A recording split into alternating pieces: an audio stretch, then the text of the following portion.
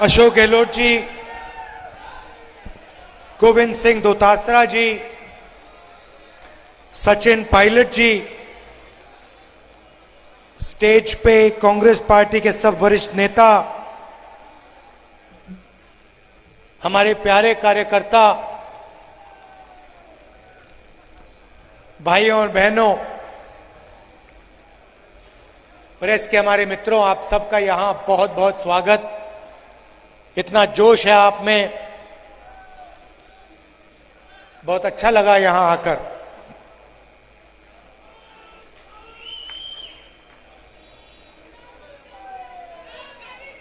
आपको याद होगा कुछ साल पहले कोविड आया, सबके घर में कोई ना कोई बीमार हुआ। देश में लाखों लोग मर रहे थे, ऑक्सीजन नहीं था, दवाइयां नहीं थी, लाशों के ढेर पड़े हुए थे। और देश के प्रधानमंत्री ने कहा, भाइयों और बहनों, थाली बजाओ।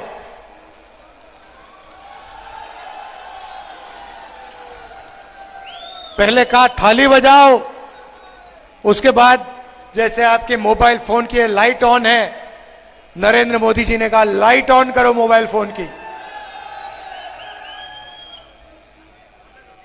गुजरात में हमने पता लगाया, तकरीबन 3-3.5 लाख लोग कोविड के कारण मर गए। वो दिल्ली में नरेंद्र मोदी थाली बजवा रहे थे, लाइट लगवा रहे थे। राजस्थान में कांग्रेस पार्टी की सरकार ने भीलवाड़ा मॉडल लाए, बीमार लोगों को घर में भोजन दिलवाया, फूड पैकेट दिलवाए। यूथ कांग्रेस के लोग, कांग्रेस के कार्यकर्ता ऑक्सीजन सिलेंडर निकाल के ढूंढ के निकाल के लाए। राजस्थान के अस्पतालों में कोविड के मरीजों की रक्षा हुई, सही दवाई मिली। यह फर्क है, हम काम कर जाते हैं, उनके सिर्फ खोखले शब्द हैं। नरेंद्र मोदी जी ने आपसे वायदा किया था 15 लाख रुपए का बैंक अकाउंट में देने का, मिल गया? नहीं मिला ना? आपको और मिलेगा भी नहीं कभी। मगर भाइयों और बहनों, 14.5 लाख करोड़ रुपए, 14.5 लाख करोड़ रुपए नरेंद्र मोदी ने हिंदुस्तान के अरबपतियों का कर्जा माफ किया। आपको 15 लाख रुपए नहीं दिए, उनको 14.5 लाख करोड़ रुपए उठा के दे दिए। आपने देखा होगा नरेंद्र मोदी के भाषण में, पहले जहां भी वो जाते थे कहते थे मैं ओबीसी वर्ग का हूं। याद है? याद है? नरेंद्र मोदी ओबीसी है, मैं ओबीसी वर्ग का हूं। कुछ दिन पहले भाषण दिया, भाषण में कहते हैं, भाइयों और बहनों, हिंदुस्तान में सिर्फ एक जात है, वो है गरीब। अच्छा, जब आप चुनाव लड़ रहे थे तो आप बन गए ओबीसी, और जब ओबीसी की जाति जनगणना करवाने की बात आई तो हिंदुस्तान में सिर्फ एक जात है, गरीब। भाइयों और बहनों, हिंदुस्तान में आपके मुताबिक कितने ओबीसी हैं? क्या आबादी होगी ओबीसी की हिंदुस्तान में? कितनी होगी? कम से कम 50%। कोई नहीं जानता इस देश में पिछड़े लोग कितने हैं, कोई नहीं जानता, किसी को नहीं मालूम। कोई कहता है 50%, कोई कहता है 52%, कोई कहता है 55%, किसी को नहीं मालूम। आप कहोगे तो क्या हुआ? अगर पिछड़ों को अपनी आबादी नहीं मालूम तो क्या? इसमें क्या बड़ी बात है? मैं आपको बताता हूं। देश को एमएलए और एमपी नहीं चलाते। किसी भी बच्चे से पूछ लो, 10 साल के बच्चे से पूछो क्या करना चाहते हो, आपको बताएगा आईएएस में जाना चाहता हूं। बताएगा नहीं बताएगा? सारे में भारत जोड़ो यात्रा में मैं चला कन्याकुमारी से कश्मीर, बच्चों से पूछो क्या करना चाहते हो, कहते आईएएस, आईएएस में जाना चाहता हूं। कहो क्यों? बच्चे कहते हैं देश को तो वो चलाते हैं। एमएलए 5 साल के लिए चुना जाता है, एमएलए बदल जाते हैं, आईएएस ऑफिसर कभी नहीं बदलता। एक बार आईएएस ऑफिसर बन गया, मानो बन गया, खत्म हो गया काम। देश को आईएएस ऑफिसर चलाते हैं। हिंदुस्तान के बजट को 90 लोग बांटते हैं। Secretary to government of India, cabinet secretary, secretary to government of India, 90 लोग हिंदुस्तान का हर रुपया बांटते हैं। स्वास्थ्य में कितना जाएगा, राजस्थान कितना आएगा, शिक्षा में कितना जाएगा, आर्मी को कितना मिलेगा, वायुसेना को कितना जाएगा, सारे के सारे निर्णय 90 लोग लेते हैं। मैंने पार्लियामेंट में सवाल पूछा, मोदी जी आप कहते हो ओबीसी की सरकार है, 90 में से ओबीसी कितने? आबादी 50%, 90 में से 45 होने चाहिए। अगर आबादी 50 है, पता नहीं ज्यादा भी हो सकती है। भाइयों और बहनों, सच्चाई क्या है? सच्चाई है कि 90 में से 3 ओबीसी वर्ग के। और अगर हिंदुस्तान की सरकार 100 रुपए खर्च करती है तो 5 रुपए का निर्णय पिछड़े ऑफिसर लेते हैं। दलित कितने? दलित भी 90 में से 3। और अगर हिंदुस्तान की सरकार 100 रुपए का निर्णय लेती है तो दलित 1 रुपया का निर्णय लेता है। आबादी 50%, भागीदारी 5% ओबीसी की। आबादी तकरीबन 15%, भागीदारी 1%। और सुनिए, आदिवासी वर्ग, हिंदुस्तान का बजट 100 रुपए का, आदिवासी वर्ग 10 पैसे का निर्णय लेता है। कहां है भागीदारी ओबीसी की? कहां है भागीदारी दलित की? कहां है भागीदारी आदिवासी की? यह सवाल मैंने नरेंद्र मोदी के सामने पार्लियामेंट हाउस में पूछा। अब नरेंद्र मोदी नहीं चाहते और बीजेपी के लोग नहीं चाहते कि देश के पिछड़े लोगों को पता लग जाए उनकी आबादी कितनी। क्यों? अगर जाति जनगणना में आ गया कि पिछड़ों की आबादी 50% है तो फिर भागीदारी 5% की कैसे रहेगी? फिर भागीदारी बढ़ानी पड़ेगी। इसलिए मेरे भाषण के एकदम बाद, पार्लियामेंट हाउस में भाषण देने के एकदम बाद नरेंद्र मोदी जी कहते हैं हिंदुस्तान में जात नहीं है, सिर्फ एक जात है, वो है गरीब। नरेंद्र मोदी जी, आप 12 करोड़ की गाड़ी में घूमते हो, 12,000 करोड़ का आपका हवाई जहाज है, हर रोज नया कपड़ा पहनते हो,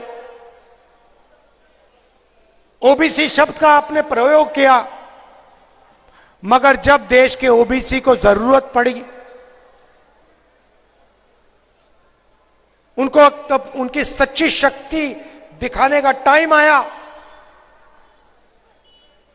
तो आप कहते हो देश में ओबीसी है ही नहीं, देश में दलित है ही नहीं, देश में आदिवासी है ही नहीं, देश में जनरल कास्ट का गरीब है ही नहीं।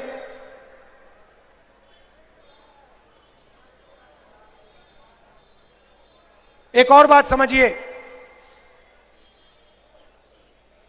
हम हर स्टेट में किसान का कर्जा माफ करते हैं,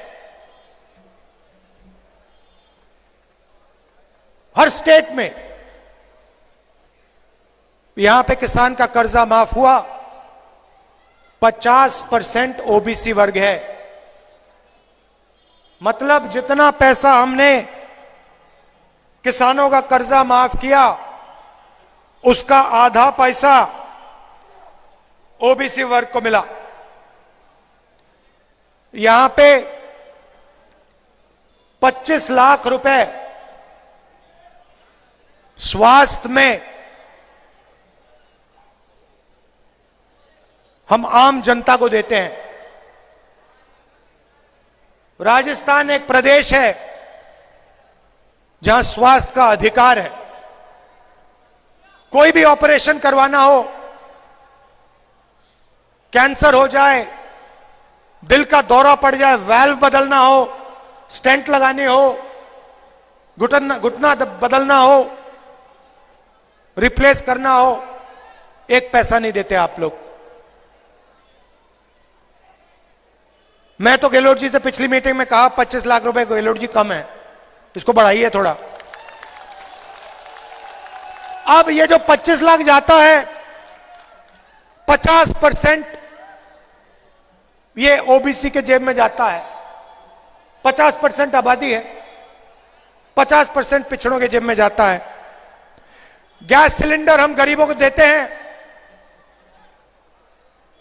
500 रुपए का गैस सिलेंडर, 50% पिछड़ों को फायदा होता है, दलितों को होता है, आदिवासियों को होता है, गरीब जनरल कास्ट के लोगों को होता है। अंग्रेजी स्कूल खोलते हैं, 50% पिछड़ों को फायदा होता है। मगर जब नरेंद्र मोदी जी ने 14 लाख करोड़ रुपए कर्जा माफ किया, अरबपतियों का माफ किया, उसमें से पिछड़े कितने थे? दलित कितने थे? आदिवासी कितने थे? गरीब जनरल कास्ट के कितने थे? एक भी नहीं, एक भी नहीं था। मैं उनकी योजना के बारे में बताता हूं आपको। स्वास्थ्य बीमा योजना, नरेंद्र मोदी उसके बारे में बोलते रहते हैं। मैं आज स्वास्थ्य बीमा योजना आपको समझा देता हूं। पैसा कहां से आता है? जीएसटी से आता है। कौन देते हैं? गरीब जनरल कास्ट के लोग, दलित, आदिवासी, पिछड़े। पेट्रोल खरीदो जीएसटी, खाद खरीदो जीएसटी, पेस्टिसाइड खरीदो जीएसटी, बिजली का बिल अदानी जी को जाता है, शर्ट खरीदो जीएसटी। जितनी जीएसटी आप देते हो उतनी जीएसटी अदानी देता है। अगर हिंदुस्तान का गरीब व्यक्ति शर्ट खरीदता है और उसी शर्ट को अदानी खरीदता है, दोनों उतनी ही जीएसटी देते हैं। अगर हिंदुस्तान का गरीब किसान 1 लीटर पेट्रोल खरीदता है, अदानी 1 लीटर पेट्रोल खरीदता है, दोनों एक जैसी जीएसटी देते हैं। अगर ढाबे में अदानी खाए और गरीब व्यक्ति खाए, दोनों उतनी ही जीएसटी देंगे। तो जीएसटी का पैसा आप देते हो। नरेंद्र मोदी जी लाए फसल बीमा योजना, 20,000 करोड़ रुपए सेंट्रल गवर्नमेंट ने दिए, जीएसटी का पैसा आपका पैसा। 10,000 करोड़ रुपए स्टेट ने दिए, जीएसटी का पैसा आपका पैसा। 5,000 करोड़ रुपए किसान ने अपने जेब से दिए, 35,000 करोड़ रुपए। 35,000 करोड़ रुपए नरेंद्र मोदी जी ने 16 कंपनियों को दिया सीधा। उनमें ना एक ओबीसी है, ना एक गरीब जनरल कास्ट का है, ना एक दलित, ना एक आदिवासी। 35 करोड़ रुपए 16 कंपनियों को दे दिए। लाखों रुपए की उनकी सैलरी, करोड़ों रुपए की सैलरी। और जब किसान को जरूरत पड़ती है, तूफान आता है, उसका नुकसान होता है, ओला गिरता है, किसान ईमेल लिखता है, फोन लगाता है, भैया हमारा नुकसान हो गया, हमारा बीमा का पैसा है, दे दो।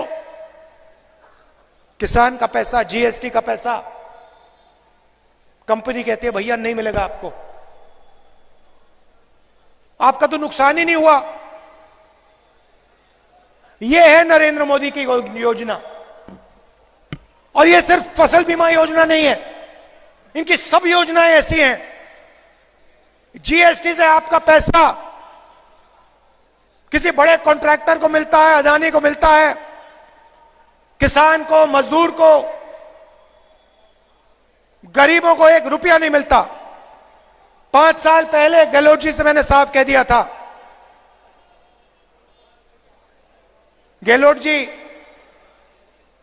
जितना पैसा बीजेपी की सरकार ने अदानी जैसे लोगों को दिया है, उतना पैसा आप राजस्थान के गरीब लोगों के बैंक अकाउंट में डालिए। और मैं बता रहा हूं अभी हमने शुरू किया है, अभी आपने कुछ नहीं देखा, कुछ नहीं देखा आपने। मैं बता रहा हूं जितने पैसे इसने अदानी को दिए हैं, उतने पैसे मैं हिंदुस्तान के गरीब के हाथ में डालूंगा। एक एक पैसा नहीं छोड़ूंगा। और आप जानते हो मैं नरेंद्र मोदी नहीं हूं, झूठे वायदे नहीं करता हूं। एक बार बोल दिया तो करके दिखाता हूं। कांग्रेस ने इस चुनाव में 7 गारंटी दी हैं। आप देखिए, इसमें से अरबपतियों को हमने क्या दिया, बता दो मुझे। राजस्थान की हर महिला, हर परिवार की एक महिला को राजस्थान की सरकार हर साल बैंक अकाउंट में 10,000 रुपए डाल के देगी। गरीबों को गैस सिलेंडर 500 रुपए का, अदानी जी 1400 रुपए का देते हैं, उसमें से 700 रुपए कहां जाते हैं आप जानते हो, किसकी जेब में जानते हो आप जानते हो, बताने की जरूरत नहीं है। शिक्षा में अंग्रेजी स्कूल का हमने जाल बिछा दिया। हमारा लक्ष्य है कि आने वाले समय में राजस्थान के सारे बच्चे इंग्लिश मीडियम स्कूल में पढ़ें।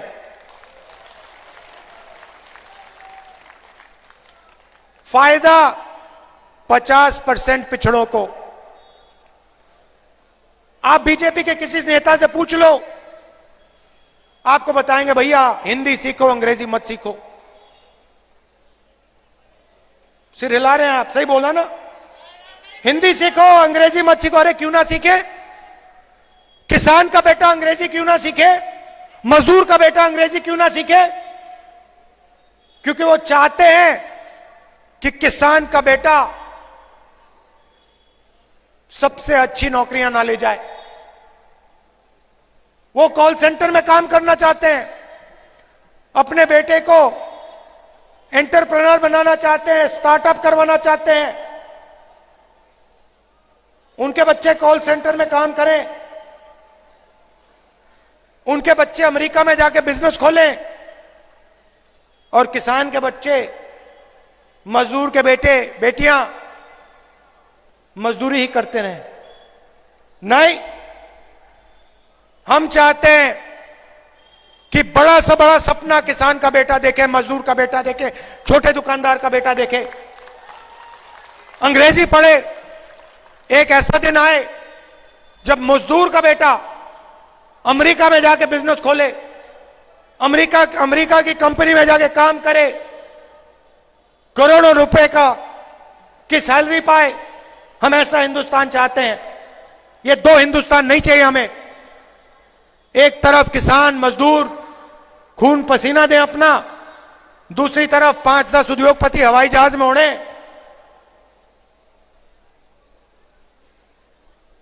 लाखों रुपए हर रोज खर्च करें। ऐसा हिंदुस्तान नहीं चाहिए हमें। यह मैं आपसे कहना चाह रहा था। राजस्थान में गरीबों की सरकार बनाइए। जो भी हम योजना लाए हैं, स्वास्थ्य की योजना हो, महिलाओं को पैसे देने की योजना हो, ये सारी की सारी योजना बीजेपी बंद कर देगी। हम आपके लिए ओल्ड पेंशन स्कीम लाए, बीजेपी ने रद्द कर दिया। आप आए हमारे पास, सरकारी ऑफिसर आए, आपने कहा देखिए हमें तो अपना ओल्ड पेंशन स्कीम अच्छा लगता है। आपकी आवाज सुनी और आपको पुराना पेंशन स्कीम हमने वापस दिया, राजस्थान में दिया। आप याद रखिए, बीजेपी की सरकार आएगी तो आपका ओल्ड पेंशन स्कीम हवा में उड़ जाएगा, गायब हो जाएगा। हम गरीबों की सरकार चलाते हैं। और मैंने आपसे कहा अभी शुरुआत है, राजस्थान पहला कदम है। दिल्ली की सरकार आएगी तो फिर देखना गरीबों के लिए कांग्रेस पार्टी क्या करती है। ये जो जाति जनगणना है, मैंने मन बना लिया है, राजस्थान की सरकार आएगी, कास्ट सर्वे यहां पे हो जाएगा, पूरा होगा, और पिछड़ों को हम बता देंगे आपकी इतनी आबादी, आपकी इतनी भागीदारी। और देश में सरकार आएगी, पूरे देश में जाति जनगणना होगा, कांग्रेस पार्टी की गारंटी है। नरेंद्र मोदी कुछ भी बोले, एक जात है, गरीब जात है, वो बोले, जब वो बोले वो जाने, हम जाति जनगणना करके दिखा देंगे। एक क्रांतिकारी ऐतिहासिक निर्णय है। जैसे सफेद क्रांति हुई थी, हरी क्रांति हुई थी, देश बदल गया, वैसे ही जाति जनगणना के बाद दूध का दूध, पानी का पानी हो जाएगा, देश बदल जाएगा। आप सब आए, इसके लिए दिल से धन्यवाद। नमस्कार, जय हिंद। राहुल गांधी, राहुल गांधी।